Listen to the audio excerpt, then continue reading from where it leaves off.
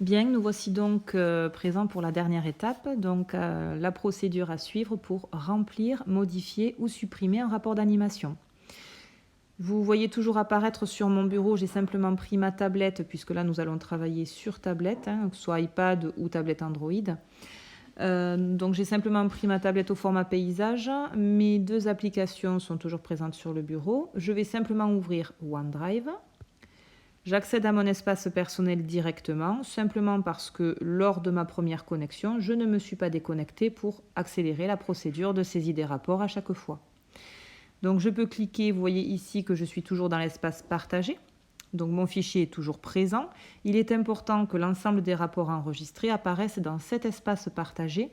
S'ils apparaissent dans l'espace fichier, ça veut dire qu'il y a eu un problème de manipulation au moment de l'enregistrement.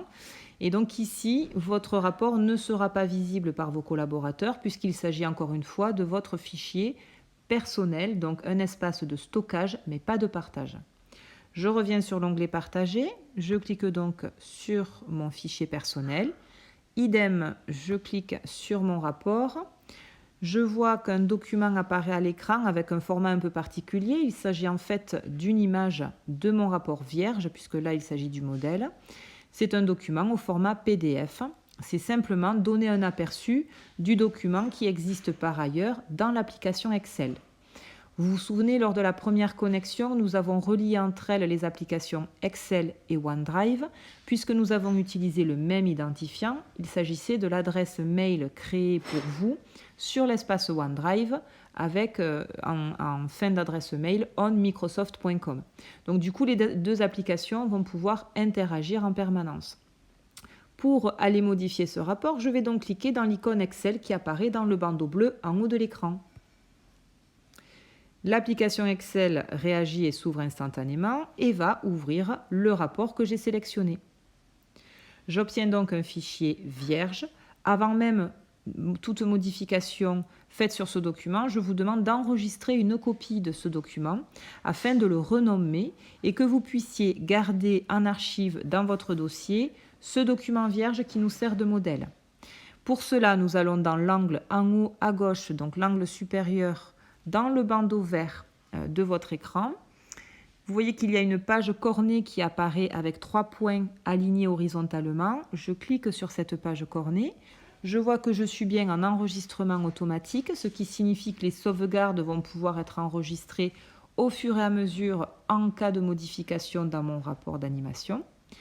Aujourd'hui, ce qui nous intéresse, c'est d'enregistrer une copie dans un premier temps. On enregistre donc une copie ici. On sélectionne l'emplacement, c'est toujours notre dossier personnel, donc j'appuie sur le dossier nominatif. Je vais renommer mon document. Je clique donc sur la case Nom pour faire apparaître la croix, me permettant, en cliquant à nouveau dessus, de faire effacer le nom.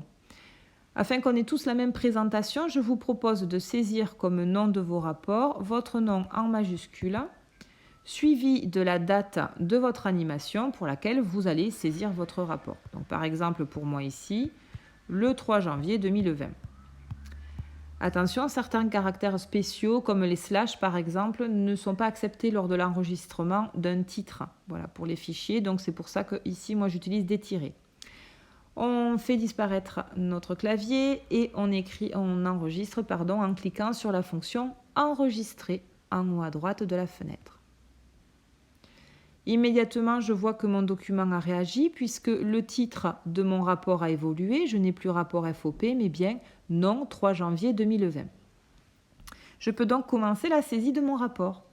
Pour la case date, pas de changement. Je fais un simple double-clic sur la case pour faire apparaître le clavier et saisir la date de mon animation. Le nom n'a pas changé non plus, c'est un menu déroulant. Je ne saisis donc rien dans cette case. Je clique sur la case, puis sur la flèche pour faire apparaître le menu déroulant. Et je vais sélectionner mon nom dans la liste. Idem pour région. Clique sur la case, clique sur la flèche. Je sélectionne la région. Et pour client. La nouveauté est donc sur les 3 colonnes marque, gamme, désignation produit, où là encore, je procède à la saisie dans un menu déroulant. Je clique donc sur la case marque, flèche, je vais saisir la marque qui m'intéresse, la gamme qui m'intéresse, le produit vendu. Pour le prix de vente et la quantité, je double-clique sur la case prix de vente. Vous voyez qu'ici, la désignation de mon produit est relativement longue sur la description. C'est également le cas pour plusieurs produits de certaines gammes de Homem. Pas de panique, quand je vais double-cliquer sur la case prix de vente, je vois que la désignation s'arrête bien par la suite à la colonne désignation produit. Je peux tout à fait saisir mon prix de vente, ma quantité vendue, valider avec la case entrée sur mon clavier. Je fais disparaître mon clavier pour que vous y voyez correctement. Donc le total c'est bien actualisé, le top score également, et la grille de mes résultats indique bien les quantités vendues et le CA de la journée. Donc la saisie est correcte. Une fois que j'ai saisi l'ensemble des produits vendus dans cette partie, je vais devoir insérer mes justificatifs. Pour cela, je vais dans le bas de l'écran. Vous voyez que j'ai l'onglet rapport pharma qui est sélectionné puisqu'il est de couleur verte. Je vais à présent cliquer sur l'onglet justificatif. La nouveauté avec la tablette, vous allez le voir, c'est la facilité de prise en main puisqu'on va pouvoir insérer un fichier qui a d'ores et déjà été enregistré dans votre fichier photo, ou bien prendre en photo un justificatif papier ou un écran, si c'est l'écran de votre smartphone ou de votre PC, si vous avez par exemple reçu un document par mail au format PDF et que vous souhaitez l'insérer. Donc, je vais pour cela aller dans le menu en haut de l'écran, un menu vert. Vous voyez que je suis sur Accueil, je vais sur Insertion, puisque je veux insérer un document. Si je veux insérer une photo, je clique sur Photo, je vais sélectionner ma photo en appuyant dessus et elle est insérée instantanément. Si je veux procéder à la prise de photo, je reviens sur Insertion, Appareil photo. Ici, j'ai mon document, donc pour moi une feuille vierge. Je prends ma photo, je valide.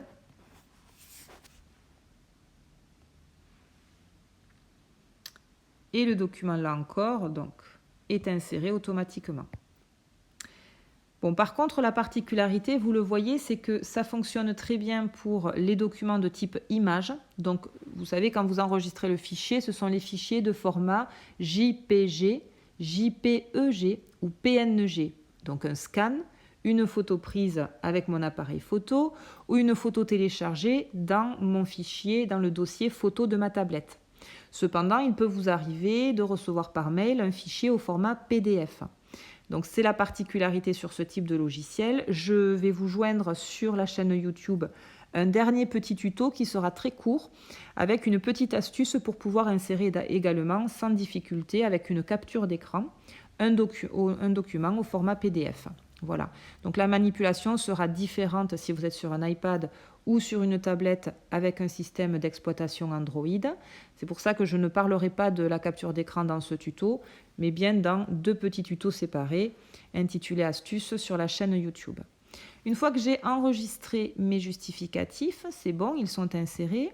Je reviens sur le rapport pharma, j'ai terminé ma saisie. Je vais donc simplement, vous voyez en haut de l'écran à gauche, j'ai la possibilité soit de revenir sur OneDrive, soit de cliquer sur un petit signe inférieur à, là, une petite flèche qui me permet de revenir en arrière. Donc ce n'est pas celle qui me permet de faire précédent, ne vous trompez pas, c'est vraiment la première icône sur le bandeau tout à fait à gauche. Je clique sur cette icône, elle me permet de basculer sur OneDrive. Hop, donc lui me renvoie vers mon dossier fichier et évidemment le dossier vide, je reviens sur partager. Mon rapport apparaît instantanément. Pour vérifier que c'est bien les données que j'ai saisies sur Excel, je clique sur le rapport pour en voir une photo.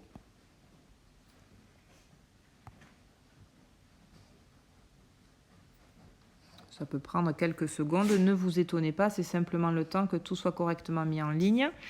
Voilà la photo de mon rapport sur Excel. Donc, je peux vérifier les données saisies. J'ai bien saisi Floram. Je clique sur Justificatif en haut de l'écran. Mes justificatifs apparaissent bien. Donc, c'est bon. Mon rapport est conforme. Pas de souci. Si je souhaite le modifier, rien de plus simple, on va faire la même procédure, mais mon rapport est déjà créé. Je vais donc sur la ligne où apparaît le nom de mon rapport, aller tout à fait à droite sur les 3 petits points alignés horizontalement. Je clique sur ces 3 petits points et je vais sélectionner la fonction en bas du menu « Modifier ». À nouveau, Excel rouvre mon document afin que je puisse apporter la modification nécessaire. Ma modification, ce n'est pas sur les justificatifs, c'est sur le rapport en tant que tel. Imaginons que j'ai oublié de saisir un produit vendu, Veracova. Hop, je fais ma saisie. Le prix de vente, la quantité vendue. Je valide sur mon clavier. Cela fait, c'est terminé. J'ai procédé à ma modification. Je reviens donc en haut à gauche de l'écran pour sortir d'Excel, fermer mon rapport. Ici, je vois bien que mon rapport téléchargé à 11h56 apparaît bien sur Excel. Je ferme mon application, je reviens sur OneDrive. Je vois que la date de mon rapport a changé. J'avais il y a 3 minutes, maintenant je vois à l'instant. Donc a priori, la modification s'est déjà actualisée. Je clique sur le nom de mon rapport. Et mon image montre bien que la modification Veracova anti-âge soin contour de l'œil est bien là. Donc l'information que j'ai ajoutée apparaît bien, la modification est valide. Je fais OK. Dernière manipulation, vous souhaitez supprimer votre rapport. Je reviens sur les 3 petits points alignés horizontalement. Je clique alors sur la fonction supprimer dans ce menu. Je confirme que je veux supprimer cet élément. Et instantanément, il disparaît de mon espace OneDrive. Dès lors qu'il n'apparaît plus dans cet espace partagé, ça veut bien dire que le document a disparu de la plateforme OneDrive. Voilà.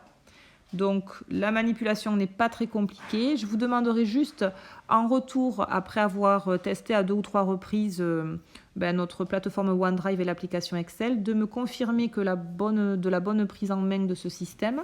Et puis, si vous avez un quelconque souci, n'hésitez pas. Dans le mail que je vous ai transmis, vous avez mon numéro de portable, donc on peut se joindre pour parler de la manipulation à faire.